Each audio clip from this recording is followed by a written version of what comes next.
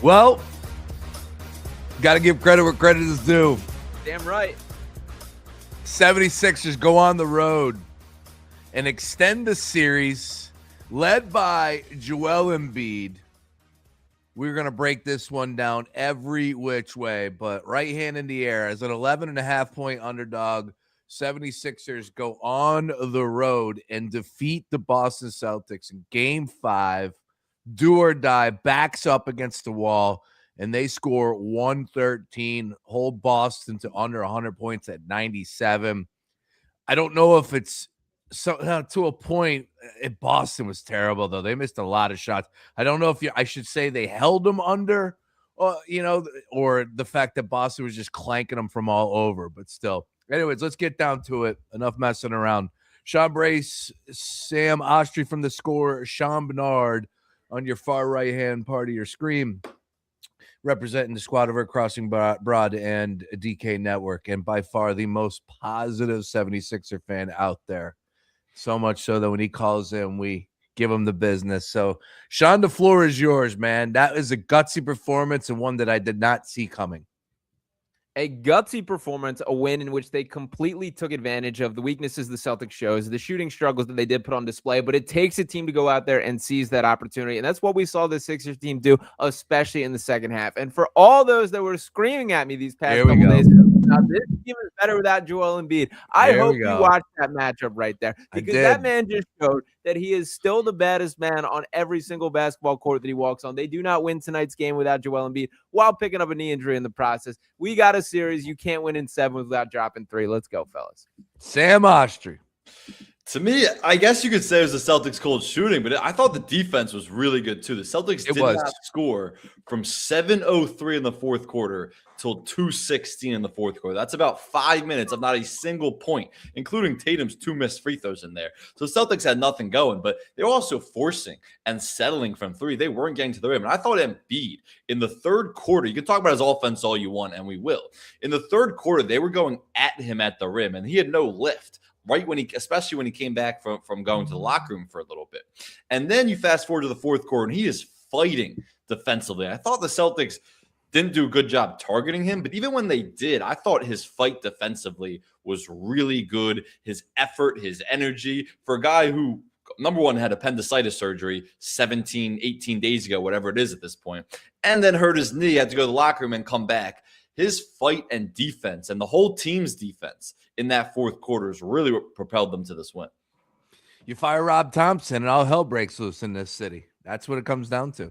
Now, look, I will say that, after Game 4, Nick Nurse was questioning things like effort, defensive want, everything that was said after the game, because it was a gutless, heartless performance. And the big thing is that, Boston hit a lot of their shots. I think, like Sam, one point that you said was 60% of their shots were 3-pointers, and they finished with 40% on those. You're going to beat a lot of teams out there, even the best teams.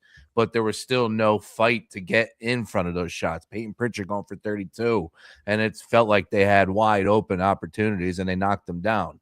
Tonight, not so much. It felt like the Sixers were on them, and Quentin Grimes, when you get the opportunity to get out there and do something, he made the most of it. But okay, Sam or Sean, you want to beat your chest about that's Joel Embiid. All right, well, why can't we get that type of performance in every single game? Why can't we get that type of performance? He doesn't play basketball. From all of them. Well, I mean, the Quentin Grimes thing, I'm right with you. And that's the most impactful minutes we've seen from this guy since before the trade deadline. But it could not happen at a more opportune time for this Sixers team right there. To throw a couple second half stats at you guys, and they showed this on the broadcast right there. In the second half of this game, the Sixers outscoring the Celtics 61-39 overall. As far as shooting percentages, the Sixers shooting 22 of 38 from the field versus the Celtics 12 for 41. From beyond the three-point arc, 10 of 22 from the Sixers versus 5 of 17 from the Celtics right there. Doubling the made three-point shots right there and out-voluming them from 3, which does not happen against the Celtics team. I loved everything about the process and the problem that when you have a locked-in Joel Embiid, which he settled in that second half, is you can't guard him one-on-one. Not Nikola Vucevic, not Neemias Queta, not Luka Garza, not Jason Tatum, not a single member of the Celtics team. So when he walks them down possession after possession, which he did to kick off the second half, that creates the problem of all of a sudden you got to throw two. And then all of a sudden that's open three-point shooters. This team still fully funnels through Joel Embiid to perform to its maximum capacity. And that's what we saw in the second half. It was an unlocked division for the Sixers team. Yeah, Baseball Ranch checking in. Hey, Baseball Ranch, you got to eat it, bro. You got to eat it. You can't facilitate it to his teammates. Come on, man. Joel started off horrible. He was brutal in the beginning. Yeah. He couldn't hit anything. And next thing you know, as you said, he started hitting his shots, number one, but definitely in the second half changed his approach and made the most of every opportunity. He finished 12 of 23, 0 for 5 from downtown, scored 33, 9 of 10 from the free throw line, only finished with 4 rebounds, 8 assists. 3 turnovers on the evening, but just what an awesome performance by JoJo. And it comes back to what he was just recovering from. Got to give it up to him. Sam, your thoughts? I was tweeting this at halftime. Part of the Sixers' struggles is they weren't hitting open shots. It was that simple. And what the Celtics were doing is they were daring the Sixers to shoot. They were playing this drop coverage. So every Maxey and Embiid pick and roll that was going on, Maxey was coming off and he had open threes. Embiid was popping to the three-point line. He had open threes. Those guys combined were 1 for 10 from 3 in the first half. And then there was points when they were doubling Embiid when he would get those low post touches and he would kick out to Oubre's and VG Edgecombe. Nobody was making shots in the first half. And then you fast forward to the third quarter, they go 7 for 12 from 3. Maxey's hitting, VG Edgecombe's hitting. Great job by Nick Nurse, by the way, to give Quentin Grimes a ton of fourth quarter minutes over Kelly Oubre. And Quentin Grimes had an incredible game. Great catch and shoot three-point shooter tonight. So all around was a good effort, but it really just came down to they were making shots, wide open shots in the second half that they weren't in the first because the Celtics were daring them to shoot. That's the plain way to look at it. I'll tell you, I agree with you on that one. As Bill Colarulo checking in. Love to see it. 2-6, 97.5, The Fanatic Unfiltered. And yes, Positive Bernard is in his glory. He is definitely getting his takes off. There's no doubt about that. But we welcome it. Sam, I don't know if it's time for a Joel Embiid victory lap, but not yet, but that's fine. We'll allow it. I was prepared for an off-season show. I was preparing for an off-season show, and I had the whole Joel Embiid trade him talking points ready to go. Get out of here! Missed me with it. Can't lose it or can't win in 7 without losing 3, fellas. This series ain't over yet. Sam, just save it for Thursday night. That's all. Just trust me, their story. Bank the show shit, as Ray would say. Can I piggyback on Sam's? No, hang on. I want to say something first. Hang on, because Sam made it seem real easy. They made their shots. Boston missed their shots. But no, it comes back to more. It's the effort, right? It's the urgency from Tyrese Maxey. 8 shots at the end of the first quarter. Like there was a clear difference in this game, right? And I'm not going to sit here and tell you that, if Boston hits a couple more shots, the Sixers are still going to win that game. But I still think that the ebbs and flows of this game, Sixers were not losing tonight. I just felt like they went up there, they got their ass kicked, they were licking their wounds, they heard the message, and they gave it their best shot. And, of course, they come away with the victory. Now, I'm not going to sit here and tell you it's going to happen on Thursday night by no means, but I'll give it up, man. It felt like there was a little bit more urgency in their approach this evening. Sean? Yeah, and I even think half to half it was different. That like in the first half of this game, it felt like your casual Tuesday regular season game, that both these teams were sort of sleepwalking, going through the motions right there. And I would attribute most of the Celtics' first half misses to just misses, that it felt like they got decent looks and did not capitalize. In the second half, a completely different story to me. The rotations were crisp. They weren't over-helping to the level that has really harmed this team throughout the second half of the season. And they locked up to a level that all of those three-point looks that the Celtics are so dependent on, they were difficult. They weren't open catch and shoot looks. They were men rotating out, chasing shooters, and that's what Sixers basketball needs to be. Even Joel, to his credit, he was rotating out to the perimeter. He was chasing shooters, and moments like that, Quentin Grimes, that defense on Jaylen Brown, beyond just like the made three-point shots, you need those X-factor energy type guys, and Grimes is supposed to be that for this Sixers team. I've been very critical that he's fallen short in that category at a far too consistent rate for my liking in the second half of the season here, but tonight he brought it, and that's such a tone-setting moment, him chasing Jaylen Brown in the backcourt, giving full court, full-out effort for all 24 of the shot clock right there. That was inspiring to me, and that's the level of effort that needs to be put on display. Boston don't have many bad back-to-back shooting nights. Let's see if the Sixers can do it again on Thursday night. Sam Ostry, something you're going to take away from tonight from the Boston Celtics perspective that maybe could carry over. And I'm not talking about anything positive, something that the Sixers did positive, maybe defensively. And you look at the score, you look at the box score and you see Tatum went for 24, Brown went for 22. And the big difference in this game, and obviously in game 4, but more importantly, essentially all of the victories for the Celtics, they didn't have that third scorer, that Pritchard going for 32 or somebody else just filling up for 20 plus, whatever it may be.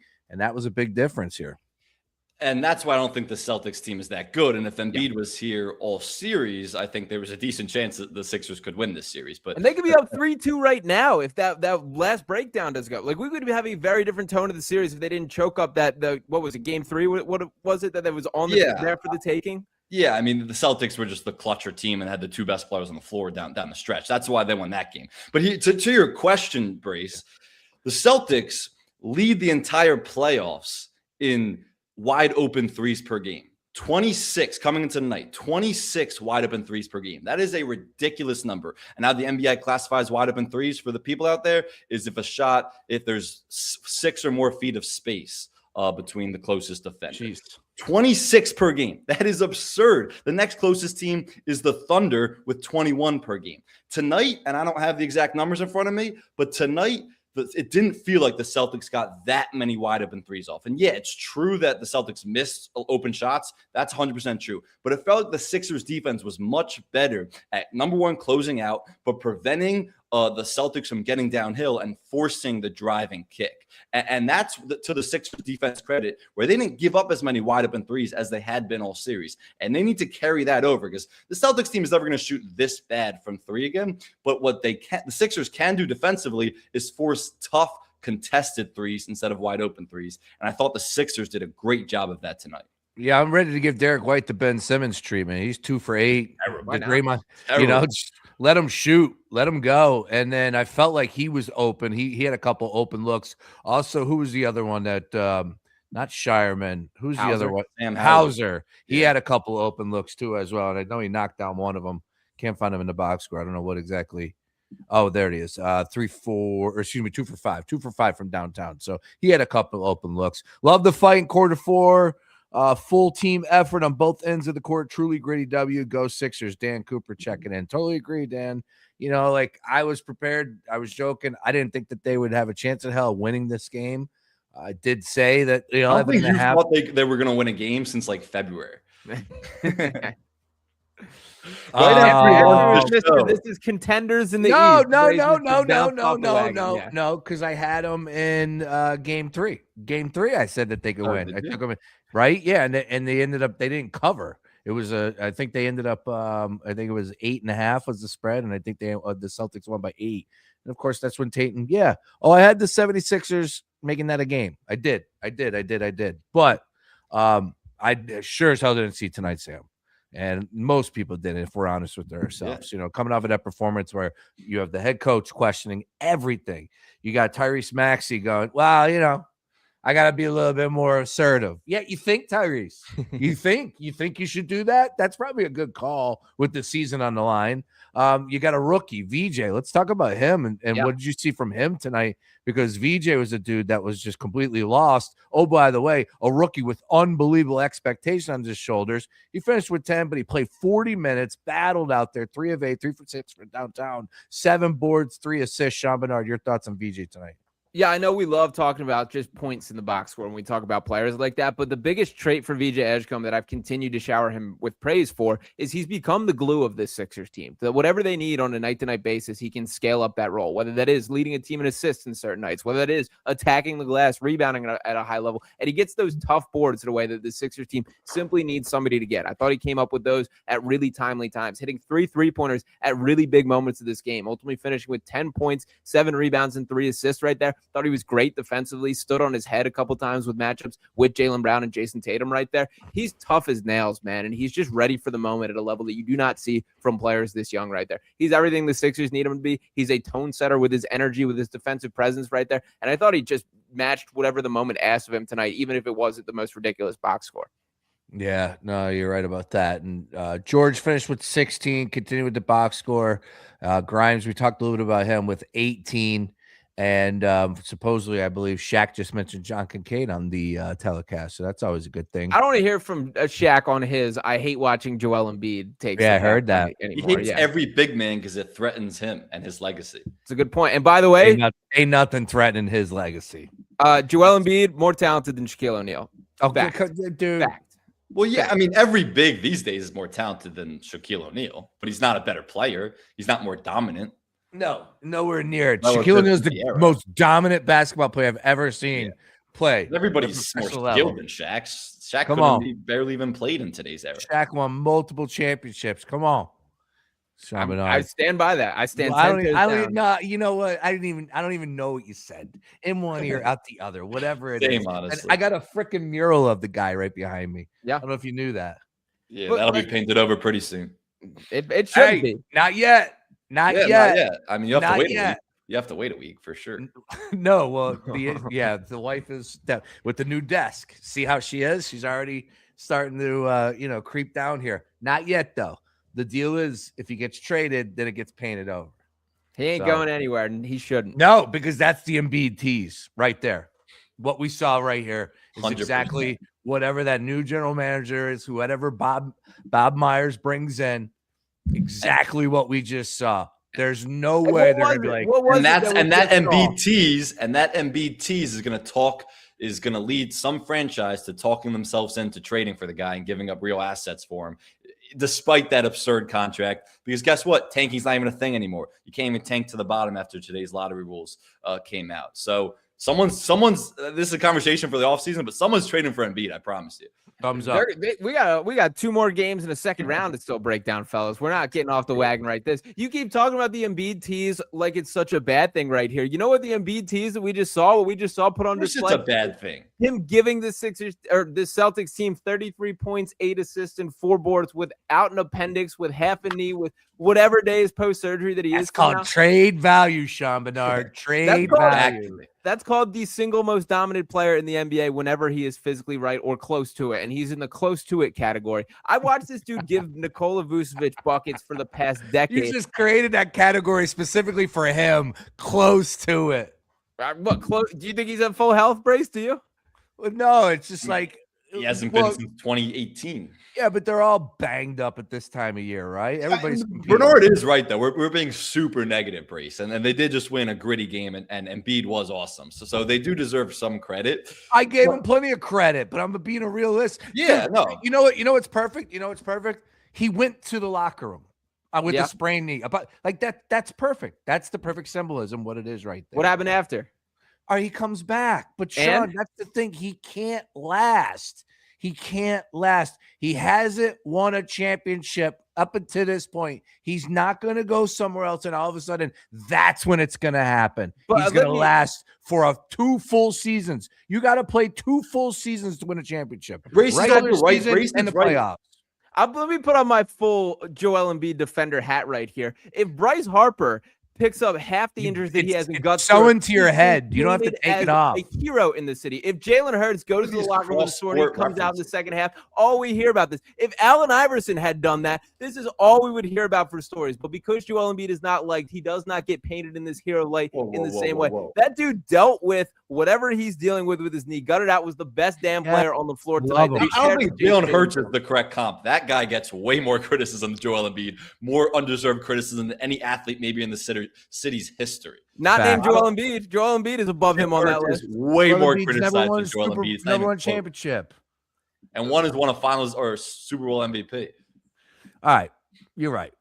I'm going to be positive. I'm going to set the tone. They had a good basketball game. I was positive. How did we get here? I don't even know. You guys were trying to trade him. No. Brace called him a tease. That's how we got here. Yeah, Brace called him a tease, which is true. He is a tease. Like, this is Joel Embiid at his absolute best, but they're also in this position and down 3-2 to the Celtics because he doesn't play enough. Like, that's why he done more appendix raises during the year to make sure. No. He should have played more during the regular season so they wouldn't be in the play-in. Or Paul George can not get bopped for popping ketamine and miss 25 games, allegedly. Or Tyrese Maxey can actually be the number one option for more stretches than QB. I did not jump on Sixers wrap-up after arguably the most impressive win of the season to hear about trading Joel Embiid 15 minutes of this broadcast. It was in my notes. I planned everything around that conversation. So it was in my notes. Or Daryl Morey could have done better and surrounded, very true. Better players on the roster, guys that are capable of actually knocking down a shot. Yeah, there's plenty of ways we can go for it. Bottom line is they went up to Boston, extended the series, did not see it happening. I give them all the credit in the world. And as I said, Nick Nurse deserves a ton of credit. And I didn't think Nick Nurse has been coaching a bad series. That was a terrible performance, but what are you going to do when you can't get the effort? I know it's on his shoulders. But, at the end of the day, like when they do show up and they want to give it to them and they want to play defense, that's the performance we saw. And we saw it in game 2. No surprise they won that game on the road. Tough environment. And we saw it tonight. No surprise that they won this game. Tough environment. What could they do? Sean, what could they do for me on Thursday, though? Like, that's the question. And if you're going to sit here and tell me that everything's going to be peaches and cream and they're going to win that game, I'm going to laugh because it's Lucy with the football. Pop it down. I'm going to kick it. Whoop! I'm on my ass. But this is the problem that is unsolvable that they now hold, that they now put on display and executed at a high level in the second half, is you cannot do both things of leave Joel Embiid in one-on-one coverage, or like you can either leave him in one-on-one coverage and the man's going to eat, which he's going to do. Not a single player on the Celtics roster can guard him, or you can throw two at him and force the others to beat them. If they can get enough shooting, and I do think they can, with the Paul Georges, the Tyrese Maxeys, the VJ Edgecombe, these guys are going to have to hit their shots. But that's the exact puzzle that you throw at the Celtics team again, is you're getting Joel Embiid post touches, you're allowing him to walk down his man, and daring the Celtics team. Leave him alone if you want. Leave him in one-on-one coverage if you want. He can go for 60 points in the game and carry his team to a win, or double down and kick out the shooters. That's got to be the game plan. That's the identity of this team. That's how this team is built to be constructed right here, and you run that story back. I do not think that there's a clear just adjustment that the Celtics can throw at that. I'm with Sean too, and that's kind of why we talked about before Embiid's return of how this is such a great matchup for Embiid, because the Celtics cannot guard the pick and roll between Tyrese Maxey and Joel Embiid. And credit to the Sixers, where they really executed that in the half court very well, especially in the fourth quarter, where it's such a tough equation. If Maxey's hitting his pull-up threes and you're sitting in a drop, he is going to make you pay. But at the same time, he was delivering those pocket passes, and Embiid stopped popping to the three-point line. He was delivering the pocket passes to Joel Embiid in the short roll, and Embiid is just that 12 to 15-footer, which he wasn't making the first few minutes of the game. It became automatic like we know it to be. And Vucevic can't guard him. Cade has been in foul trouble this entire series. When Luka Garza was on the floor, Joe was screaming, going down his bench when he's matched up with Embiid to take him out of the game. It's such a great matchup for Embiid. And that's why I just think the Celtics aren't going to shoot that poorly from three, and why this is still an uphill battle for them, the Sixers, to win 2 straight. But that's why I really thought that if Embiid was going to be back for this entire series, the Sixers had a very good chance of winning this series, because it's an unguardable equation with Maxey and Embiid in the pick and roll. And that's what you saw tonight. And then the last thing is Paul George. We haven't mentioned him once all show. He had a really good game to me. Only 16 points, but a really loud 16. It felt like a couple of huge threes in the second half that he hit, 9 rebounds, 7 assists. He's been really good as a pick and roll operator for most of this series, honestly, even when Embiid wasn't there and he was running it with Drummond. So I think Paul George, the scoring numbers haven't jumped. I thought he's had a pretty good series overall for what his role has been asked of him. Mm-hmm. All right.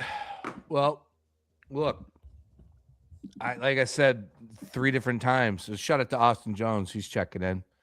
He's from 97.5 The Fanatic as well. He's on the morning show. John Kincaid and company. Andrew Shalchunas. Here's what I know. Sixers have a game at home, and the Sixers and Flyers both in this opportunity have a really good shot at just changing the vibe in this city. Yeah. And all they got to do is just win their game 6s. That's it. You win their game 6s. Sixers force 7 games. I'll take that as a victory in this series. And I hate to say it, but I would. Absolutely. And then that's the thing. Actually, maybe not, because if they do, that's how the Sixers are going to talk themselves into running this thing back. No, you would talk yourself into, we win this series 100%. No. If Joel Embiid is here. Well, what's running it back? What's running it back? They ain't winning game 7. Come on. Or they just win game 7. Why not? Why not? Well, they can't win two. That in would a be row awesome. against Them versus the Knicks would be an incredible series right now, because I think the Knicks are still going to coast to the Eastern Conference crown, because the East is that bad. Get out Can't the win. brooms. Get out the Can't win- brooms. The Sixers, Can't man. win in 7 without losing 3, right, Sean? That's right. That's true math right there, man. They dug themselves a hole, but they're scrapping out of it. Like, I don't understand why you guys aren't more fired up from tonight. I need am more. fired up. Because Sean, this is what I texted you guys before. I said the I'm Sixers excited. win this game, and then they get boat raced in game 6 at home because they don't have enough effort, and you hear all these things coming out. And that's just the Sixers script. I mean, you've been a fan as long as anybody. You know the script. You should know the script. For some reason, you always talk yourself into not knowing it, but you should know it better than anybody. And that's just how the Sixers roll. There it is. I think we can all, see where Sam's coming from. But everyone's a loser until they're not, man. It takes one time to change the story. No, Nikola Or Jokic people are could just never be a 1A losers on a championship. forever. Giannis could never be a 1A on a championship. Dirk Nowitzki can never carry a team to a championship until all of a sudden they do, man. It takes one time. Allow yourself to believe, boys. You only get so many chances to believe. All right, This team is worth believing in. They just showed it. I'll believe that they win game 6. How about that? Love it. We're Brace, getting you're lying. somewhere. Okay, We're but getting Brace, somewhere. you're lying to himself. That was a pretty good pep talk by Bernard. I don't know where your positivity comes from. God bless you, but you're lying to yourself, Brace. I mean, you don't believe that for a second. I could see it. We're getting The somewhere. We're effort. getting somewhere. Just false hope. I think that's why we're a little more upset. Not upset, because like, you got a game. You got a game. Everybody's healthy, right? Everybody's ready to go. To a point, Joel Embiid's healthy. He's more conditioned. So, like, I could see it. I'm not going to sit here and talk about anything other than game 6. That's it. Like, I'm not even talking about – you guys brought up the next round. Like, come on, man. That's next week. Like, the Sixers luck, an asteroid would come down and smash Philadelphia in half. Like, they would beat Boston in 7, come all the way back, and then an asteroid would find South Philly. That's the type of luck that would happen. Well, I'll also circle back to it, and I'll go another. Bernard, before you go, real quick, it's also a little sad to me because I do genuinely believe the Sixers could and would win this series if Embiid was healthy the entire time. And we're seeing how great of a matchup it is for him and how him and Maxey operate in the pick and roll together. So that's why I think it's a little sad that it's like he wasn't here. He didn't play the first 3 games. That's not his fault at all. It was a crazy injury, whatever it was.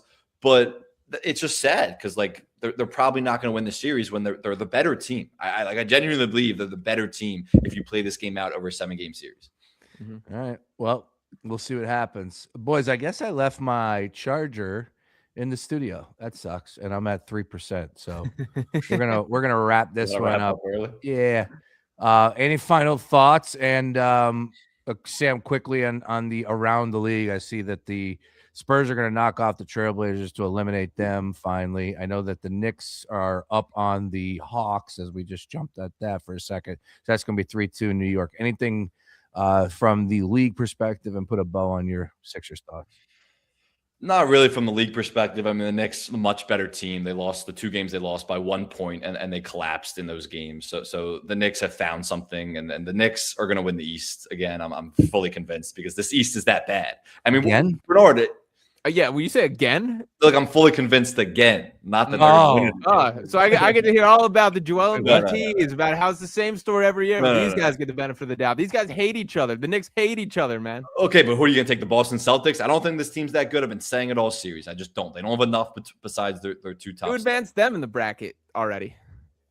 The Celtics? No. Okay, well, then it's the Sixers. Fine. I'll give you the Sixers. But other than that, if it's not the Sixers, I don't see anybody beating this Knicks team. What are you going to take? The Harden-led Cavs? They might not even win their series. The Nuggets-Wolves is the most interesting series to me still because the Nuggets are a remarkably better team, but the Wolves put up a better fight last night. So I think that's an interesting series, how that plays out the rest of the way. The Nuggets are down 3-2, of course. Wolves have to win game 6. As for this series, look, the Sixers found something tonight. They really did. Their half-court execution with the Maxey and Embiid pick and roll was super impressive. The Celtics aren't going to shoot that poorly from 3, but I think the Sixers did a good job of preventing or forcing the Celtics into tough threes. And then offensively, if you feed Embiid, and Embiid didn't have a good game in the first quarter. He struggled to start. He could have had like 42 tonight if he started out a little hotter, and that's just him getting into his rhythm. It's only his 2nd game back. So the Sixers found something. I think Joe Mazzulla and the Celtics organization are 2 good of an organization, a franchise, to lose a 3-1 series lead. So I don't see it happening. But the Sixers team found something, and hopefully they can show enough effort to compete at home in a game 6 in front of their home fans in what could be a lot of people's last games in this organization. Sean, give me 45 seconds. Yeah, you can't win in 7 without dropping 3, fellas. I want all the Joel Embiid, throw him to the pasture, trade him, all those conversations. I hope you watch tonight, my friend. This series is not over just yet. That was an awesome performance, the blueprint for this Sixers team. And I'm not throwing away this series just yet. Let's buckle up. Let's get ready for Thursday and maybe a game 7 right after that. Boys, it's been a lot of fun. I am heading out of town on Thursday, so you guys are going to be rolling solo, or the dynamic duo following that game. And if there is a game 7, is that Saturday? Saturday night, yep. Yes. I promise you this: if you guys go live for game 7 Saturday night, which I would imagine you would, I will join you. I will join you in some capacity. And probably at my worst. I'm going to Myrtle Beach. I'm playing golf for 3 straight days. Nice. Yeah, I leave Thursday morning, 4 rounds in 3 days. It's supposed to be shitty weather though. Sucks. So we'll see what happens there. But playing a ton of golf. Looking forward to it. So enjoy. Kick some butt, take some names on Thursday. You definitely got a game 6 to discuss. So hopefully we're talking about a game 7, and I will count that as a win, man, because I did not see this coming. But I would love the Flyers to handle business tomorrow. And, of course, Sixers back on action on Thursday night. For Sam Mostry from The Score, Sean Bernard, DraftKings, and Crossing Broad, I'm Sean Brace. Catch me on 97.5 The Fanatic tomorrow from 10 to 2. John Marks will be back. We had a lot to discuss, and I can't believe that the Phillies or the Sixers are even going to be part of that conversation. I'm shocked, to be honest. Play the song. Nothing but Phillies. Here we are. It's a good day. Good day. Sixers and Phillies both win. All right, everybody, have yourself a great night. Talk to you on Thursday for game 6. See ya.